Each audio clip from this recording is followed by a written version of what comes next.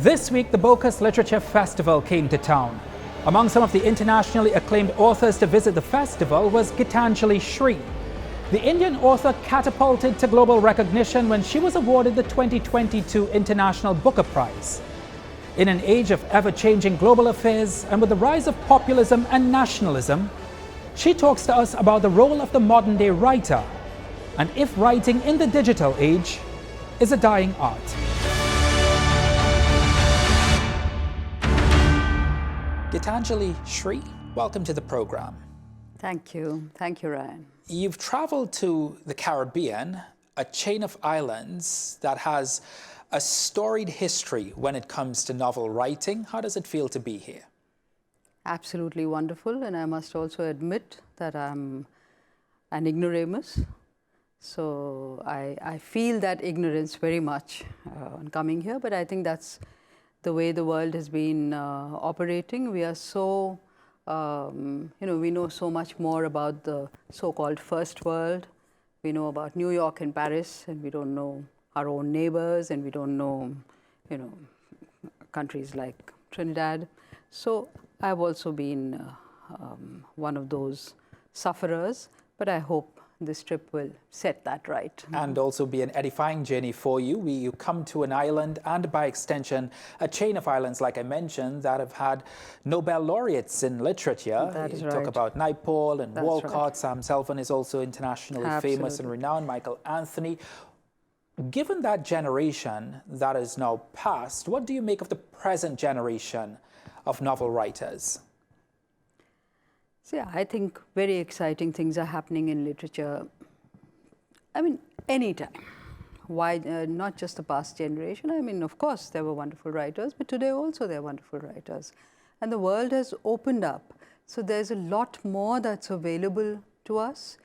And there's a glut of writing that we are exposed to, which means that we also see the whole range of indifferent writing, bad writing, but also good writing and excellent writing.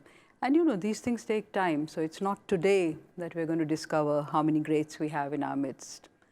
We discovered the last generation bit by bit. So there will be many who will be discovered long after they've gone. And as you yourself have been quoted as saying, you don't write to be a success, but I'll get to that a little bit later on. Mm-hmm.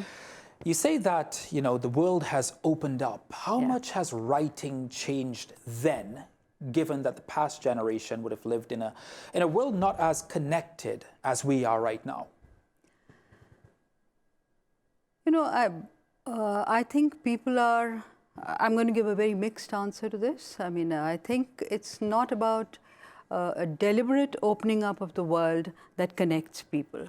I think just humanity, being part of humanity connects you, which is why great literature from any part of the world would make sense in any other part of the world, always. So it's not about, that it opens up and suddenly we are able to understand each other or talk a lot more to each other. Of course we are in sort of more obvious and physical terms. But in any case, people are people, humanity is humanity. The themes are the same. They may be clothed in different garb, different rituals, different color, different ways, across the world in different cultures. But somewhere they are about love and humanity and life and the same pains and the same joys. And that is what connects us all, and that is what connects literature. So today, the opening of the world has made a lot of this available in physical terms to each other, much more than before. You talk about some of the basic tenets of writing literature, but I just wonder the digital impact, the technological impact on writing, especially novel writing, fiction writing, like you have. I don't go to that side very much. So I don't think too much about it. I consider myself traditional? Yeah, a writer who still belongs to another generation. I actually still write longhand, and I write several drafts. Really? Longhand, yes. Longhand. So it's only in the last, I think maybe 2 or 3 books of mine that I decided that the final draft I'll put on the computer, only the final draft, which means I've already done 4 or 5 longhand drafts. And then I put it on the computer when I consider it final, and I think I don't have to do anything more. But of course, as long as a writer keeps looking at the text, she'll keep tinkering with it. So I do, but that's absolutely only the final draft. So digital has not made a huge difference in my life. But I think, and therefore I'm not the right person to speak about its good or bad impact. I think they're both. But I wouldn't feel very confident talking of those impacts. But it is a huge change. It has, speed has become something else. Communication has become something else. And of course, a kind of hype has become something else. I mean, it permits very dramatic, quick rise and very dramatic, quick falls, which, when the pace was slower, when writers were being discovered much more slowly, then things would have been different. Coming up, with parts of the world in turmoil. How important is writing in this millennium, given the stories emanating across different continents?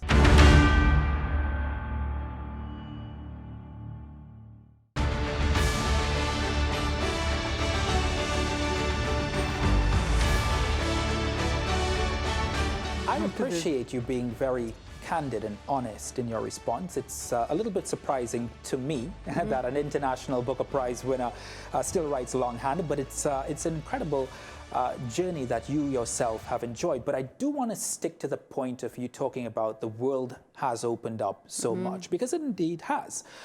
When we look at the topics that are dominating international headlines right now, we've got the war in Europe, we've got unstable happenings across Asia. The Middle East has, for the better part of 2 decades, also been destabilized in many ways. How important is writing in this millennium, given the stories emanating across different continents? So I'll tell you, there's an assumption in what you are saying, which I want to speak about with some caution. And the assumption is that writing is only a response to an immediate problem. As a matter of fact, it's not. I mean, the time span and the place span of literature is much longer, much vaster, much wider than the immediate world. Immediate world certainly flows into it, but there's a huge past, there's a huge dreams of the future, all of it, come together. And writers are not just responding to, in immediacy to things. And when you say war, when you say divisions, when you speak of the kinds of things that have overtaken the world in recent times, don't forget, this is what Shakespeare was writing about.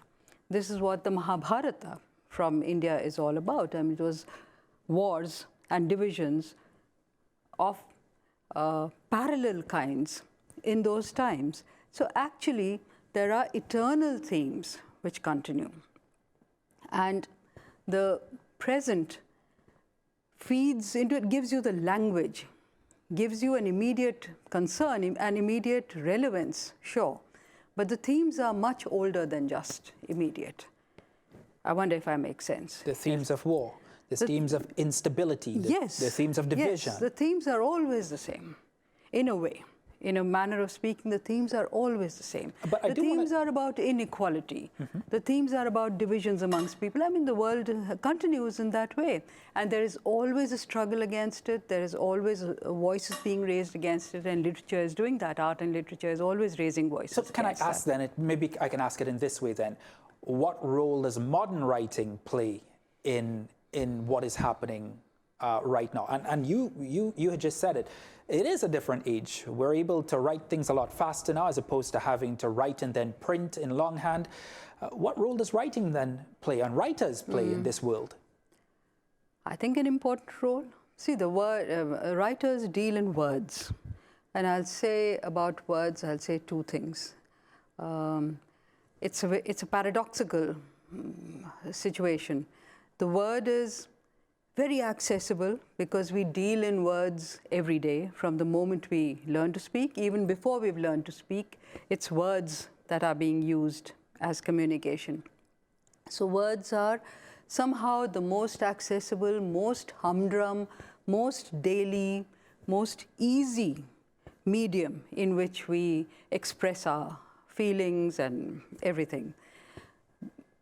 So at that level, words are seen fairly lightly and even sometimes casually. So writers can be seen casually, you know. But at another level, exactly because words are so accessible, like a painting is not, music is not. So there's certain things which will be permitted, certain resistance which will be permitted in these more abstract forms of expression, which will immediately be noticed when you're dealing in words, and immediately be noticed and feared if the times are paranoid as they are today.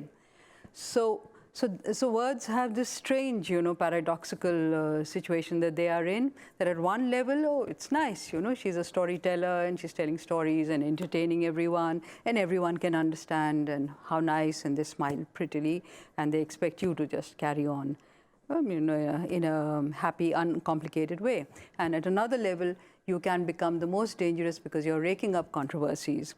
You are not letting corpses which have been buried according to the, you know, powers that be, you're not letting those just lie, you're bringing them up again and, you know, raking up trouble. So that also happens. Now, it's very important, I think, for people to have the experience of what's happening around, and literature is giving them that experience. So when you say, what is its role today, what is its importance today, it is not that it's going to give some, it's not going to run a court case between the two covers of a book. It's not like they'll start with the problem and by the end of it you'll have the solution. That's not what literature is about. What it's going to do is sensitize you to an experience, sensitize you to the experience of instability caused by certain, let us say, social divisions. And that experience will make, hopefully, better people of many of us, will make a lot of us sit back and reflect, and perhaps make us go in a more constructive direction to resolve things. So it works in a much more unobtrusive way, not in a very clear-cut, here's the problem, here's the solution. That's not the way literature will work. But today, it is very important, you know, to get these sensitive portrayals of what all is happening and to awaken the humanity and sensitivity inside you. Mainstream media, and this is me not asking, but rather throwing in an editorial commentary here, mainstream media seem to have catch on to the importance of literary writers like yourself. Just before this interview, I was watching Salman Rushdie on a BBC interview. So they see the value of it. On a micro level, though, beyond the geopolitical issues the world is facing at the moment, your writing, in fact, it's one that is very much geared to domestic issues. Let's take, for example, Tomb of Sand, that absolutely skyrocketed your writing career into global fame, really. It's based on an 80-year-old woman, and she is in bed, and the New York Times does this wonderful little review on it, and you're quoted in that New York Times article as saying, the book kept bringing up the kinds of divisions that have crept in and the unities that are being lost. That's what we seem to be losing now that there's a kind of monopoly of certain languages and cultures, and that is really emblematic of not just India, of which the book is set in, Uttar Pradesh. That's not just there, but it's smaller societies like Trinidad and Tobago, like Caribbean islands that are so small.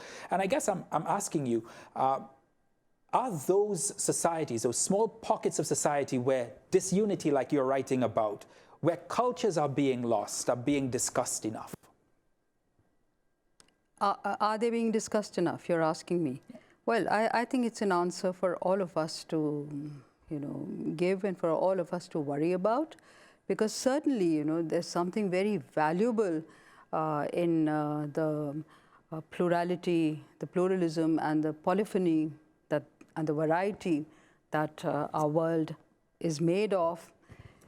India, the huge continent that it is, and Trinidad, a smaller country, but in some ways we mirror each other, in that polyphony and that plurality. And the richness of that,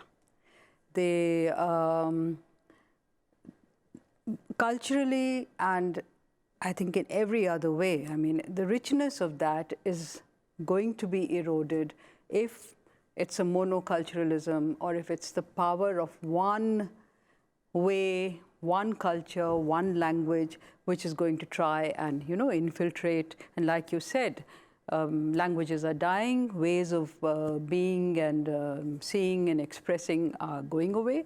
And that is something to worry about, because it reduces what we are capable of. It also, there's a dangerous fallback of this, I mean, I think monoculturalism,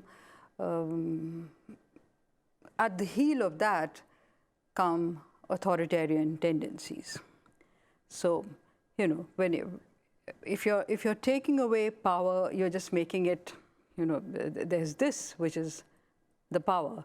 And all those varieties and all those mutual respect situations that you should have, if you are going to just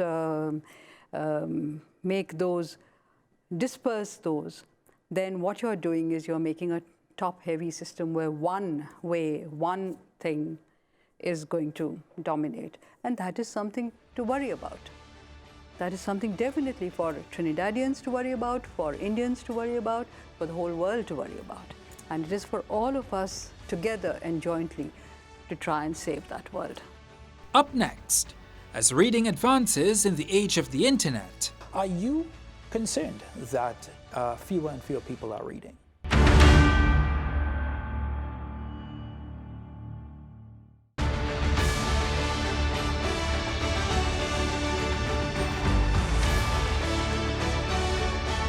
Let's talk a little bit about the sweep of populism across the world. I mean, from India, and we see a lot of the headlines gearing Narendra Modi's government towards what they call populism. And then we see the sweep of nationalism and right-wing nationalism across. You've just come from New York City in the United States, where nationalism has grown in popularity since the Donald Trump era, or at least it's really exacerbated and escalated. Writing in this, and that sort of ties into what I was asking you at the start, really, what role now does writing have in this crucial era of politics where populism and nationalism is sweeping across the globe so quickly? The role of writing is, I will just repeat, it is to awaken the sensitivities of people towards these problems and other problems. But the role of writing is not to provide the answers and the solutions. So I think we make a mistake when we see writing as the same kind of, representing the same kind of activism as the activism on the street. It's a different kind of activism. It's a much more opaque activism where a whole experience is outlined or detailed, and it's that experience which changes you. It's the experience of what hatred, rancor, suspicion, paranoia, divisions can do to peoples who have lived together for centuries, what it begins to do to them when these things start operating, whether because of the intervention of jingoism and this nationalism and populism, etc. What that is doing, what kind of violence that's bringing into the world. When a piece of literature makes you experience that, it prepares you to move away from it and protest against it. That is the role of literature, and that is the role it must fulfill. But it does not necessarily mean that it has to become a political pamphlet, which is going to say this is the problem in India and this is the problem here and this is how we have to resolve it. And nor does it mean that the writer must give up writing these more layered stories in order to make the point simple and communicable. I think the writer has to preserve that place of literature where, and I'll say something else which is slightly complex, allow me please. Has to preserve that place of literature which is to do with raising doubts and questions, which is to do with creating a bit of confusion, creating a bit of confounding the reader, rather than just clarifying everything. Because, and this is the slightly complex thing I want to say, there's something very limiting about certitudes. We already know it. So if I decide that I have to go here, and this is the way everybody goes, and this is the way I also go, then there's nothing more I'm going to tell. It's like almost like it's a dead story, and it's a dead argument that I'm putting forth. So I have to almost trick out new questions. I have to trick out truths by following a path which is not the very clear, straight path. And literature wants to take that path. Even to get to the same places, it wants to take the path where there are shadows, where there are murmurs and whispers, where there are, echoes, and tries to catch those, because then possibly other dimensions will come forth. And I go back to it. It opens sensitive spaces in the reader, and that is the purpose of literature. And of course, it's very important, but not in the way of the activist who stands in the street. It's a different kind of activism. Understood. I might be asking the wrong person about the reading culture globally, because India's numbers are among the best when it comes to around 83 million Indians say that they are book readers. Mm-hmm. But as a Booker Prize winner, given what you see in the digital age where there are tablets and smartphones, are you concerned that fewer and fewer people are reading? I'm concerned in an abstract way, but I don't think for a long time this is going to really affect book lovers. I think there'll be enough who care for reading, who care for the physical experience of reading, who love the smell of paper and the touch of paper. So I think there are enough. And of course, something else is happening. I mean, these Kindle and so on. I mean, how I feel disturbed at what it does to the reading experience. But who am I to tell the next generation, how they should enjoy a book? If that is the way they discover things, and it's for them to decide. It's going to be their world, and they have to decide it. But as of now, I think there are enough readers of my kind, and I'm not over worried. When you say readers of your kind, you mean the physical book? Yeah, I think, I think readers who are slow, readers who like the touch, readers who, who want to read and ruminate and reflect and, close the book and go back to it and look at it again, and, who have the time to waste, if you will. I think there are enough readers of that kind.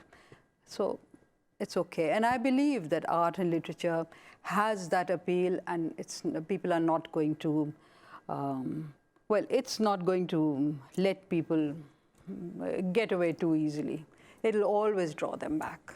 Let's talk a little bit about Tomb of Sand. I mean, this was a single piece of literature that really not only was a gem, but also really catapulted your writing career into the spotlight. It earned you the International Booker Prize a couple of years ago. 2 years on, how does it feel? How do you reflect on that moment? And it's going to be 6 years since you've actually published a novel. Mm-hmm. Well, I'd be a fool if I felt anything less than wonderful.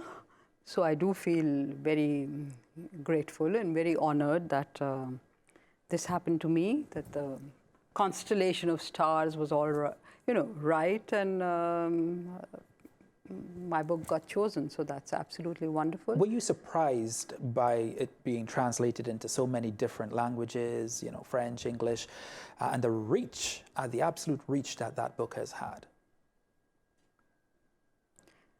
So, readers and where the book goes is always a surprise. Whether it's in a smaller world, it's not like when I'm writing in Hindi and my world is smaller. It's not as if I know exactly where the book is going even then. I'm surprised that some, unexpected reader from somewhere reads that book and responds in a certain way. That's already a surprise, and that may be, closer home. It doesn't matter. Of course, I mean, the scale of what happened post-Booker is something else. One, because the book came out in English, and that made it accessible to a much larger readership. So the scale is much wider, and suddenly I have, people from the most remote places, responding, and that is, I don't even think of, I mean, I'm surprised that I have been lucky to get this moment, but that for me is like just miracles after miracles in my life, and I'm absolutely, I'm absolutely blessed, I feel. That's the power of books that you speak of in its most traditional form, isn't it? Because you talk about people who have read it from the most remote areas of the world. This is a book that's set and built and written in India, and it's gone to so many remote parts of the world. That's the power that you talk about. Yes, and that is why I can repeat that line again, that a work of literature, if it is good, then yes, it transcends borders and it makes sense anywhere in the world. It'll make sense. They'll find resonances anywhere in the world, with that experience. Geetanjali Shree, thank you very much for your time. Thank you, Ryan. It was a pleasure talking to you.